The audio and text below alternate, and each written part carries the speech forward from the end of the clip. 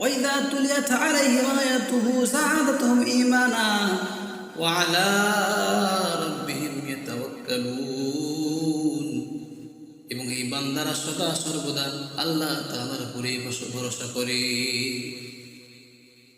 আল্লাহ সুবহানাহু ওয়া তাআলা পরবর্তীতে বলতেছেন, আল্লাযীনা ইউকিমুনাস সালাহ, শুধু তাই না, এই মুমিন বান্দা যারা হবে এরা নামাজ কায়েম করবে, 5 ওয়াক্ত নামাজ জামাতের সাথে আদায় করবে।